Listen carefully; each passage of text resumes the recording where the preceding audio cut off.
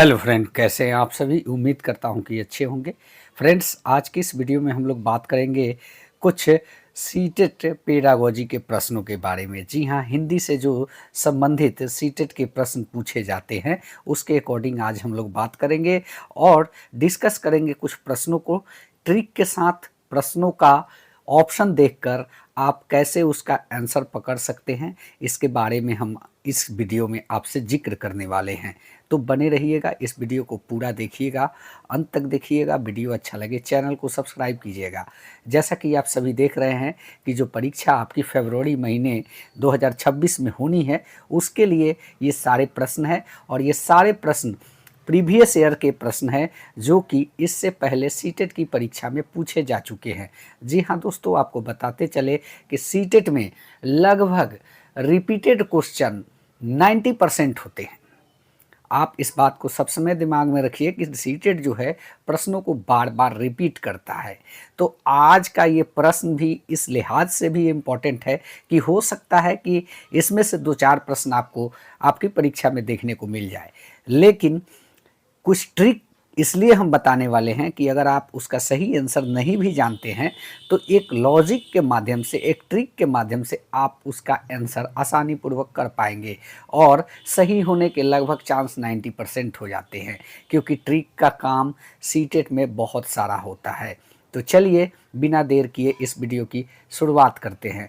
जी हाँ दोस्तों, अगर यह वीडियो अच्छा लगे तो एक लाइक का बटन अवश्य दबाइएगा ताकि आगे भी आपसे जुड़ने का हमको मौका मिल सके। चलिए शुरुआत करते हैं। आपके स्क्रीन पे दिख रहा होगा प्रश्न संख्या पहला जो है, नोम चोम्स्की के अनुसार भाषा अर्जन उपकरण बच्चों को किस बात में मदद करता है। जी हाँ दोस्तों, जो इक्विपमेंट होते हैं लैंग्वेज के जानने वाले, वो बच्चों को किस प्रकार से मदद करते हैं, इसी चीज़ को पूछा जाता है। क्या ये प्रश्न संख्या फर्स्ट का ए ऑप्शन होगा?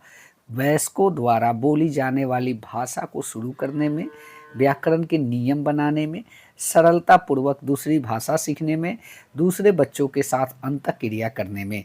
जी हाँ दोस्तों, इसका सही आंसर क्या होगा, इसको हम लोग जो है ऑप्शन के माध्यम से ढूंढने का काम करेंगे। तो आप जानते हैं कि नोम चोम्स्की जो भाषा अर्जन के सिद्धांत उन्होंने जो दिया है, इनका सीधे तौर पे कहना था कि भाषा सीखने की क्षमता जो है बच्चों में जन्मजात होती है। और वहीं पे इन्होंने एक और थॉट्स दिया था, वह कि बच्चे भाषा की व्यवस्था को पहचानने की शक्ति के साथ ही पैदा होते हैं। दो बातें उन्होंने कही थी, यानी कि बच्चे इनके अनुसार जो है जन्मजात भाषा सीखने की क्षमता को रखते हैं। और इन्होंने बात क्या किया है, वो ये किया है कि जब पहले से वो भाषा को सीख चुके हैं तो कहीं ना कहीं ग्रामेटिकली ढंग से ठीक से जानने के नियम जो है उनको आनी चाहिए। तो यहाँ पे प्रश्न संख्या फर्स्ट का पहला का आंसर बी हो जाएगा कि व्याकरण के नियम बनाने में।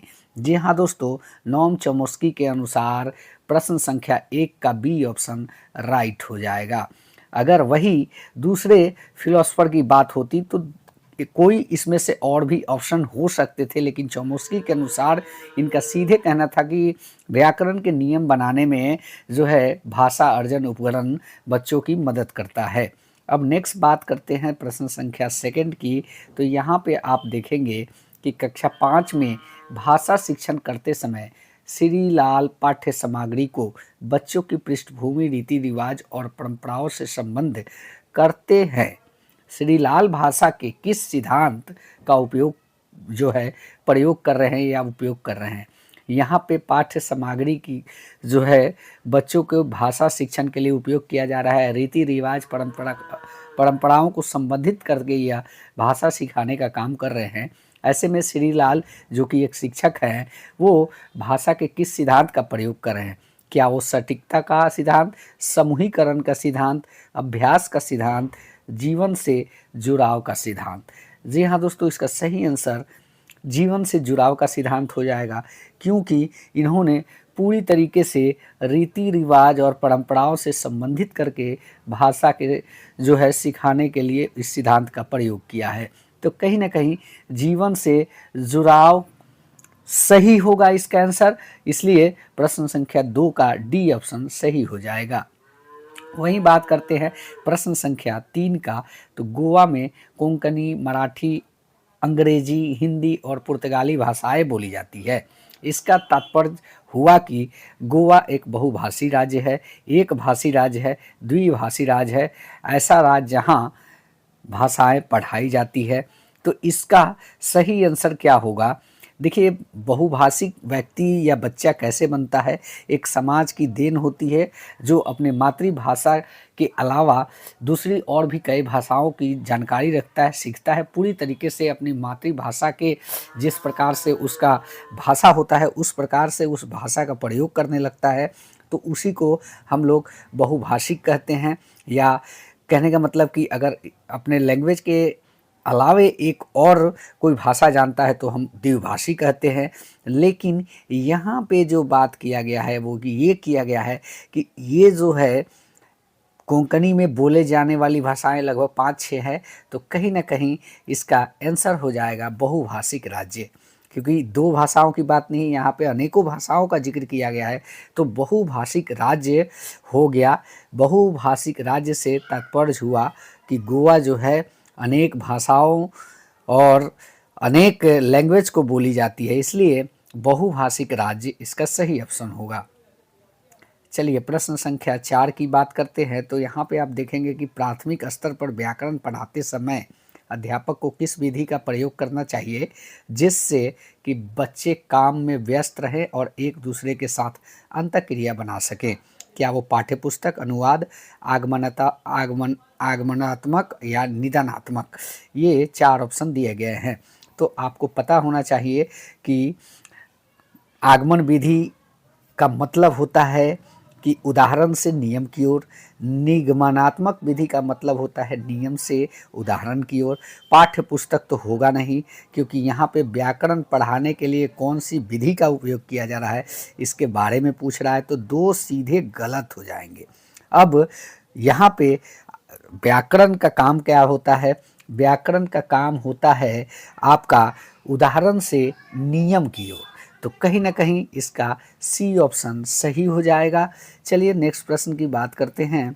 यहाँ पे निष्क्रिय शब्दावली में ऐसे शब्द होते हैं, निष्क्रिय शब्दावली से मतलब आप समझ लें कि वैसे डिक्शनरी को कहते हैं जिसके शब्दों का उपयोग कभी कभार एक बार हो जाता है वरना मिलता नहीं।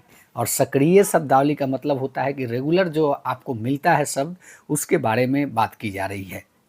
तो इसका मतलब आपसे पूछ रहा है, क्या वो जिनका प्रयोग कभी कभार होता है, क्या वो जिनका प्रयोग अक्सर होता है, क्या वो जिनका इस्तेमाल भाषा वैज्ञानिक करते हों, क्या जिनका इस्तेमाल लेखक करते हों? तो प्रश्न संख्या 5 का सही आंसर ए हो जाएगा, क्योंकि कभी कभार मिलने वाले शब्दों को ही हम निष्क्रिय शब्दावली कहते हैं। चलिए प्रश्न संख्या 6 के बारे में बात करते हैं कि त्रुटियों के बारे में कौन सा कथन सही नहीं है। देखिए, बच्चा अगर गलती करता है तो अगर त्रुटि करता है तो कहीं ना कहीं उसके साथ कुछ चीज़ें चल रही होती है, क्योंकि बार बार करता है, बार बार गलती करता है, एक बार ऐसा टाइम आता है कि उसको सुधार कर ठीक करने लगता है। तो बच्चे के लिए गलती या त्रुटि जो भी कह ले होना भी बहुत ही ज़रूरी है। अब रही बात कि इसमें पूछ रहा है कि कौन सा कथन सही नहीं है, तो हम कह सकते हैं कि त्रुटियां भाषा अधिगम की प्रक्रिया में व्यवधान डालती है। त्रुटियां हमेशा बुरी नहीं होती, ये सही बात है। त्रुटियां हमेशा बुरी नहीं होती, क्योंकि गलतियों की वजह से ही हम अच्छे सीख पाते हैं अच्छे तरीके से। त्रुटियां भाषा अधिगम प्रक्रिया का महत्वपूर्ण आयाम है, ये भी सही बात है। त्रुटियां द्वितीय भाषा अर्जन की प्रक्रिया को समझने में सहायक है, बिल्कुल सही बात है। तो कहीं ना कहीं यहाँ पे आप देखेंगे कि 3 बातें जो बताई गई है, त्रुटियां हमेशा बुरी नहीं होती, ये सही है। त्रुटियां भाषा अधिगम प्रक्रिया का महत्वपूर्ण आयाम है, ये सही है। और त्रुटियां द्वितीय भाषा अर्जन की प्रक्रिया को समझने में सहायक है, ये भी सही है। स्वाभाविक है 6 का ए आंसर सही हो जाएगा, क्योंकि पूछ रहा है यहाँ पे कि कौन सा कथन सही नहीं है। तो हम इस दूसरे तरीके से इसको निकाले, ऐसे करते तो फर्स्ट में ही आंसर था वो आ भी जाता, लेकिन यहाँ पे मतलब ये था कि आपको भी जानना चाहिए कि हम किस किस प्रकार से निकाल सकते हैं।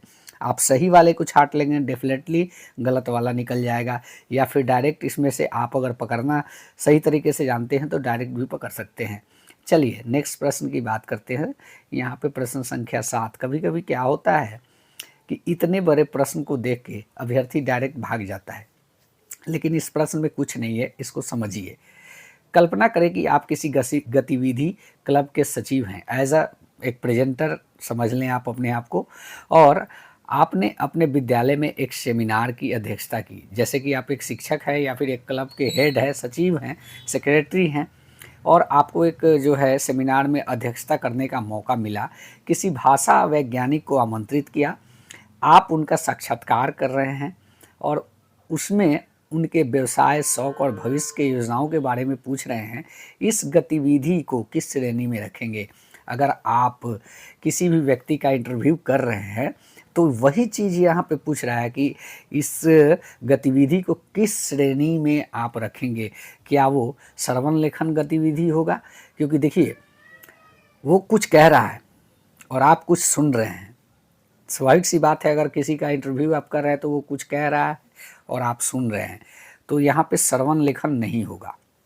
वाचन लेखन बोल रहा है, आप सुन रहे हैं, यहाँ पे लिखने की बात की जा रही है, ये भी नहीं होगा।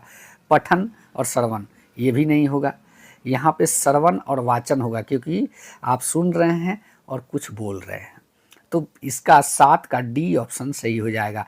ये बस ये एक ट्रिक का खेल था, इसको समझ के आंसर ही करना था। ये इतना बड़ा दिया हुआ है, इसका कोई तुक नहीं है।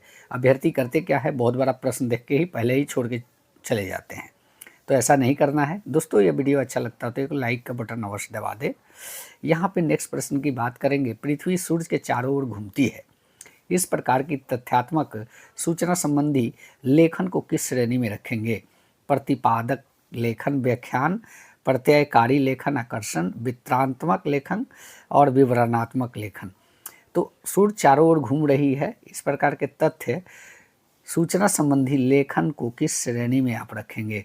तो कहीं ना कहीं आकर्षण तो होगा नहीं, वृत्तांत नहीं है, कोई कहानी नहीं है, इसका कोई विवरण आप नहीं कर रहे हैं, बस इसके तथ्यात्मक चीज़ों पर आप जो है लिख रहे हैं। तो कहीं ना कहीं प्रतिपादन लेखन और व्याख्यात्मक यही होगा, क्योंकि व्याख्या का सूर्य के बारे में व्याख्या हो सकता है, उसको आप लिख सकते हैं, या फिर खुद अपने मन की उपज को भी आप सूर्य के बारे में लिख सकते हैं।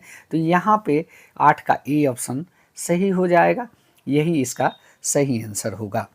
अब बात करते हैं नेक्स्ट प्रश्न के बारे में। चलिए प्रश्न संख्या यहाँ पे नेक्स्ट है।